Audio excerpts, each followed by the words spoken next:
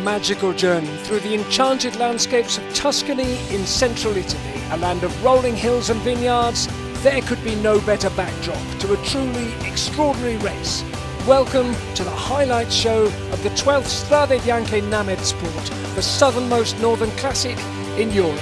The race starts and finishes in Siena, with the riders competing over 184 kilometres, 63 of them on the grippy gravel-strewn white roads of Tuscany, with gradients touching 18%. The grand finale is the forbidding 1 kilometre climb up to the finish in Siena's beautiful Piazza del Campo. A rainy day awaits plenty of famous faces, everyone searching for glory in the dirt on the wet roads. The classics contenders are here, ready to do battle. They'll face tough competition with the likes of Nibali and Dumoulin.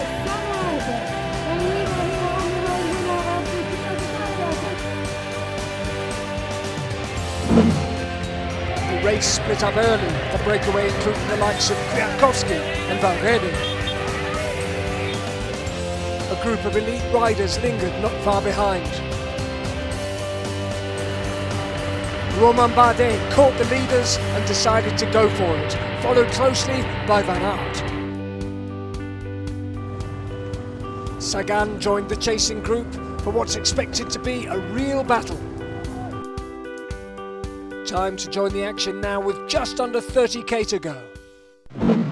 They're not making huge inroads, are they? They're not. Well, the thing is, so you've got to bear in mind that the two leaders, Van Aert and Bardet, they also have a motorbike up towards the front with them, and they also have that psychological advantage that they are out there, they're leading the race.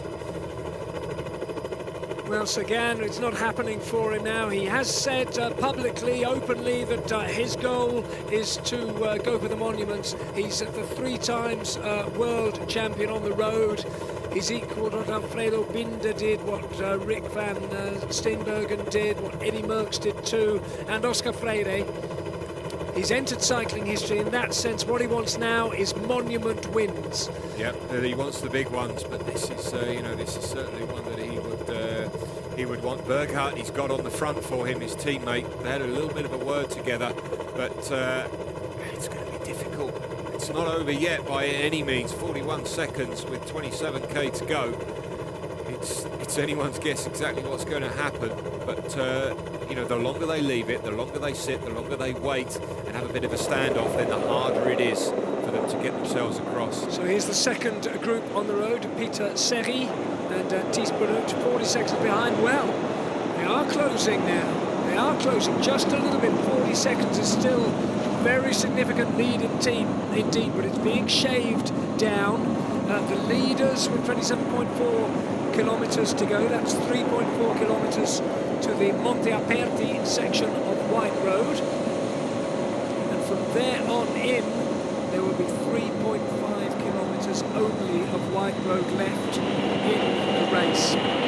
But they include the Colle Pinzuto, section 10, double-digit gradients on the climb, and then Le Tolfe, 18% up to Le Tolfe, and then saying 11.9 kilometres of asphalt down into the valley and then up very, very steep roads up towards the centre of Siena.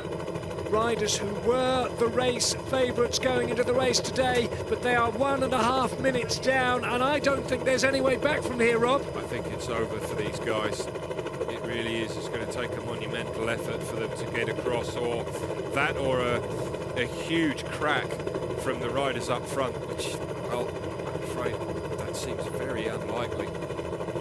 Certainly not an impossible task, but the odds are stacking against these riders further back.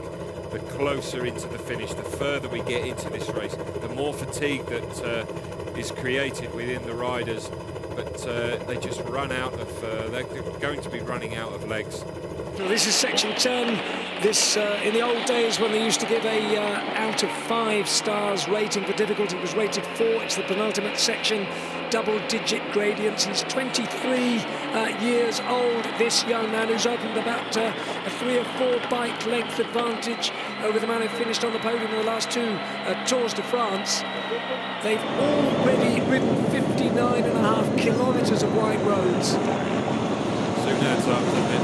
And they are absolutely equal. They're testing each other out, looking for any signs of weakness, the heaviness of breathing, they'll be able to feel the straightening it. of the arms. You know, we can look at it visually. You know, you can make some presumptions about how the riders are going, how they're feeling, what they've got left. But you know, really only they'll know. And occasionally you can feel good and you think, you know what, I've got the legs over the rider that I'm with. And then all of a sudden, in the blink of an eye, it can completely change. You know, fatigue starts to set in. Hunger knock is something that the riders really don't want to have. That creates a massive problem. Scotty and power. Power it was, yes indeed.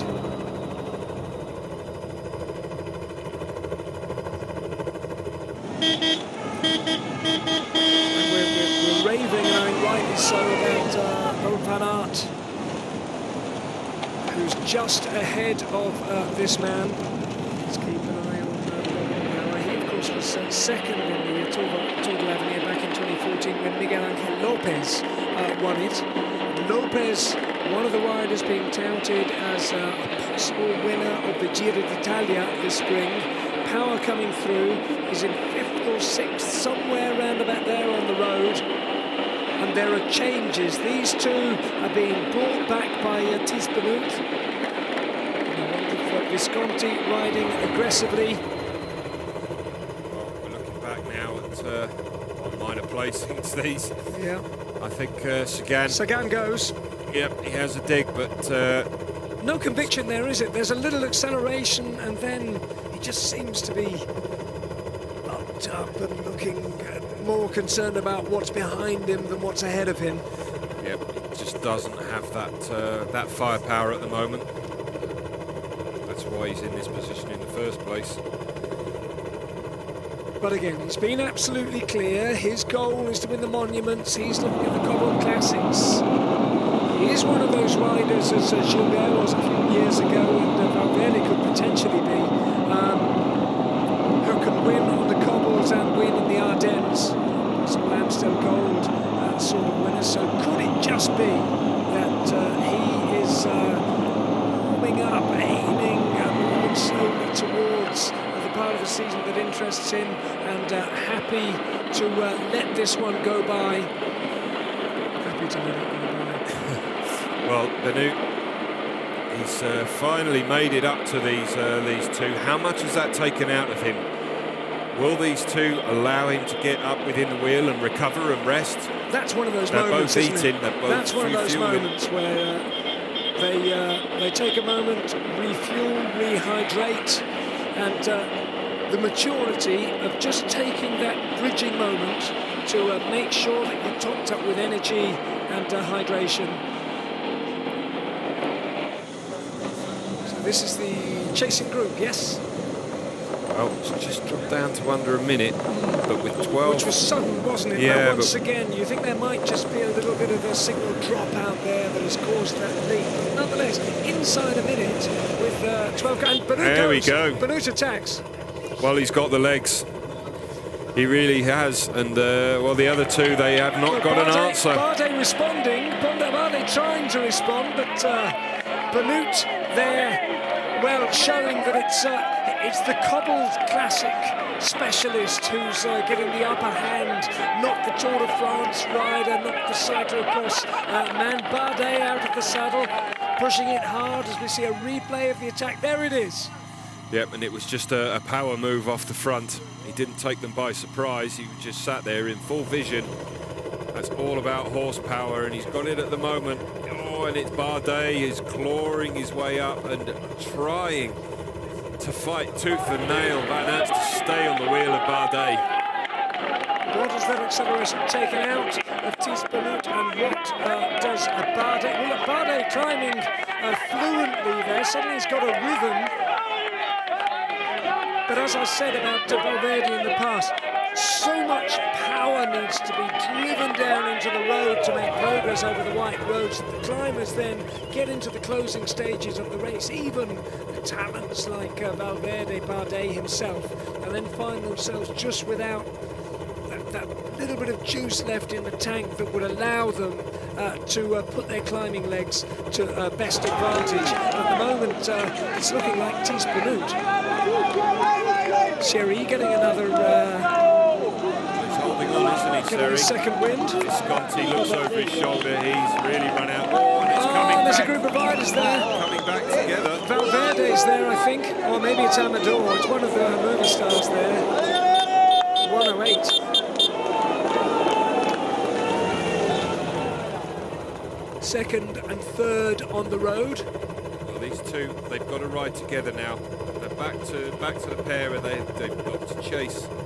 They've got to chase Benoot. You know, comparing cycling with chess matches isn't really a great way to go, but what you do get is best moves, don't you? From any given position, you make your best move. It was the Grandmasters discuss what it might be. From any given position, so often in the World Tour, at the very highest echelons of the sport, you see the best move being made, given the circumstances, turns out not to be the winning move, but that takes nothing away from the wisdom and the effect and force and intelligence of the move that Bardet's done. What seems to have happened here is that he's come across a stronger rider, Thies Benoot. Very sagely stayed with Peter Serry, held it there, waited for the right moment. The race is evolving, the course is evolving, the road surface is evolving all the time. Used him to get to a certain point, broke three, rode across, and effectively did the same that Bardet had done. Rode up to them, had a little look, liked what he saw, rode off on his own. 7.5 kilometres to go. Use everyone around you. How can, you know, as a rider, how can I use everybody around me to get me across the line as quick as possible? Bridge two, and use them as a carrot. Bridge, and then sit there and wait. And there, now you can see the change in the faces of these two. No longer in control.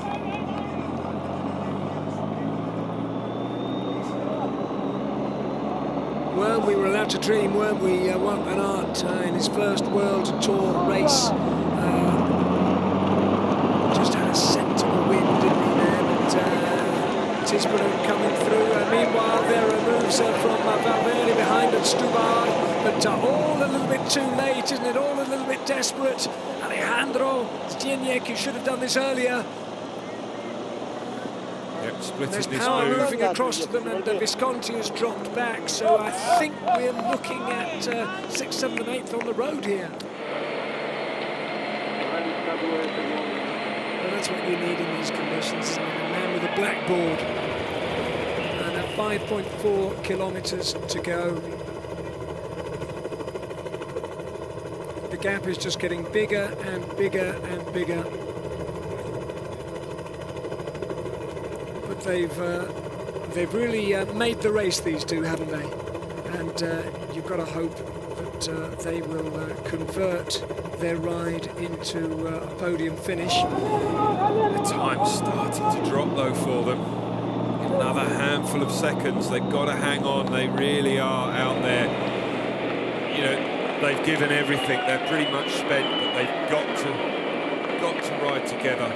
Well, Visconti, don't forget, a former teammate of Valverde. He's been out front, he's been working at the front. He's he's doing the work at the front of this group here. He's expending his energy to close the gap, and it's not going to do himself any good there, because Vincenzo Nibali is out of contention, and Visconti looks over his shoulder there and shakes his arm. Wants to share the workload there, but no one's coming through. Well, this will play into the hands of the two up ahead of them. Valverde goes to the front now. Yeah, they're trying to get themselves up there. They know that there's a podium on the offer. The win is most probably out of their hands, out of reach for anybody apart from the lone leader, Thies Benoot. The gap between this group and the race leader Thies Benoot is remaining pretty much fixed at 1:31, but what's happening is Bardet and Van Aert are just very slowly losing time on just second by second. 50 seconds now, their advantage. Slipping back towards that group of 4 chasers. But there isn't so much space in it, is there, for the chasers to catch up? Well, we'll see. I'm sold on the idea of Van Aert taking second, Bardet third, and then the rest of them ruining the moment that they let Bardet and Van Aert go and didn't respond. And they were in that group with Peter Sagan and Kwiatkowski. I think certainly in terms of fitness form-wise, what they've got left, I think Bardet there in second wheel, I think he's just got the edge on Van Aert, certainly from what I've seen over the previous couple of kilometres, but you never know, it doesn't necessarily go to form. That Van Aert, is spinning the pedals there a little bit, and I think he's just keeping his legs fresh for that 250 metre climb up. It's got to be, if he is holding back, so I think he's done a little bit less work than Bardet. If he is holding back, then that may very well be a bit too much of a gamble because of the chasers coming from behind. And I'm also thinking that Strade is looking the freshest of the group behind him. He has come from behind. Valverde has been making little probing moves all the way through the race out of the chasing group. Yeah. Was in that lead group of 8 or 10 riders that had 14 seconds on the Sagan group. Certainly on paper you would put the form down to the strongest rider, to Valverde from that group, but you get this close to the finish, after the amount of racing on this sort of terrain, you just don't know what riders have got left to give. Thies Benoot swings right onto the Strade di Pescaia. The road is still descending at something like 4% for a kilometre. There are the chasing pair about to make the same hard right. And then another 800 metres behind them come the 4 that include Stubar, Power and Valverde.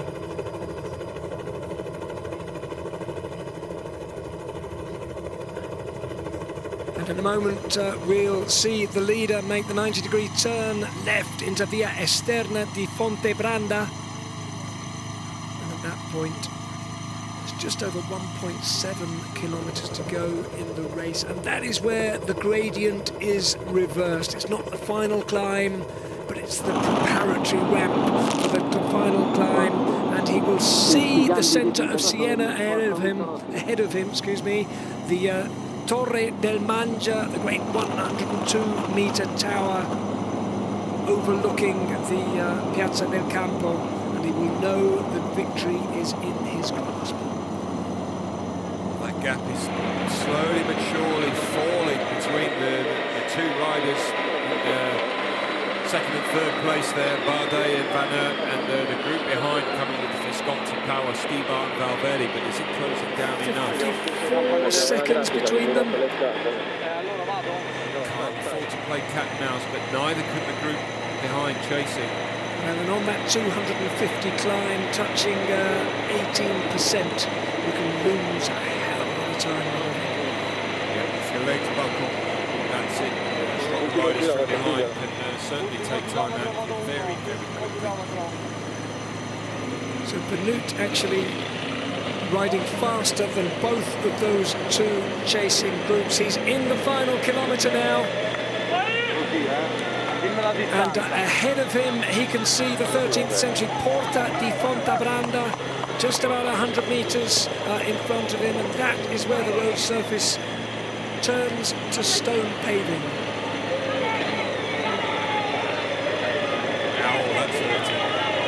That's hurting a lot, but I tell you now, it's going to hurt the other riders behind a lot more when they hit this. You can see the fork ahead of him. He's going to be heading left of that bubble.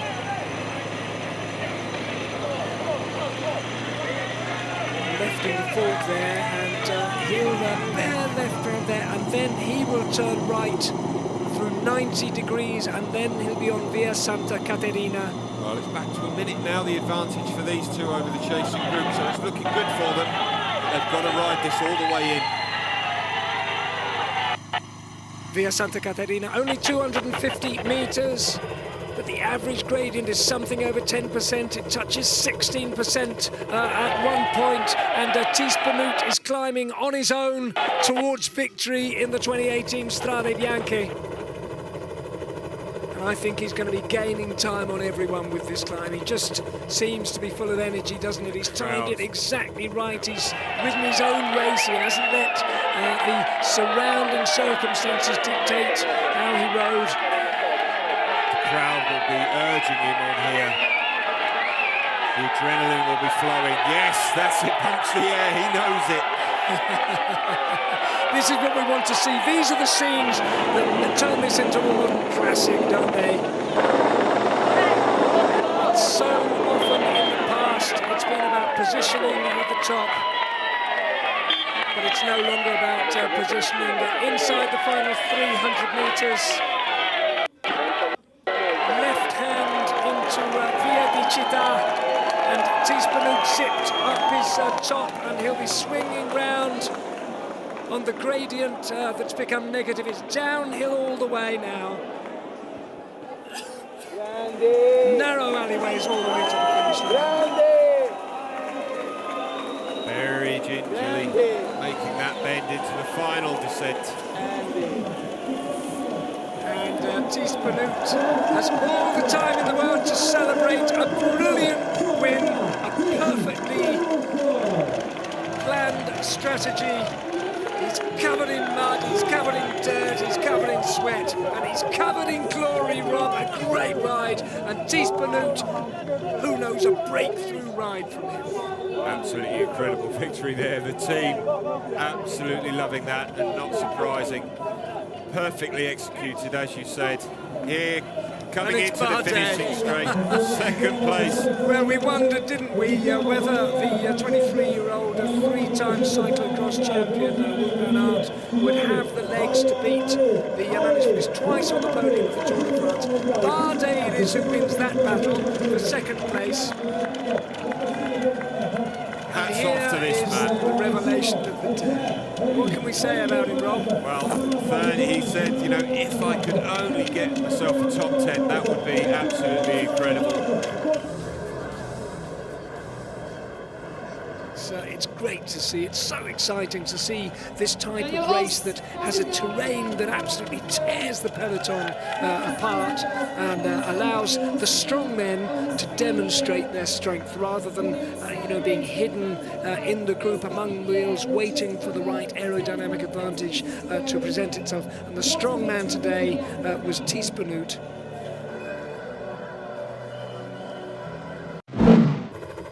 So this is our top 10 today. Valverde was 4th after the initial attack, with Peter Sagan 8th. But let's hear from the winner. 55k to go, I think, and there was already a big group of 10 guys away with a lot of strong riders. So then I bridged over with Sagan, and I felt really good, but it was a shit situation after this section because I was alone of the team, and there were a lot of teammates from Kwiatkowski, Sagan attacking. So then I was talking with my sport director, and we said, okay, you go yourself now, because otherwise everyone is fucked, and otherwise I would be in a defending situation. So I went behind Bardet and Van Aert. And then was first a big group, didn't turn well, attacked again with Seri, and then on the Pinzuto section I crossed over. So there I really felt it was the moment, and this was also the last super hard part, long section of the race. So yeah, it was amazing. I didn't expect it to go this well, but I had a really good day. Well, a fabulous battle on spectacular roads, and what a worthy winner in Thies Benoot.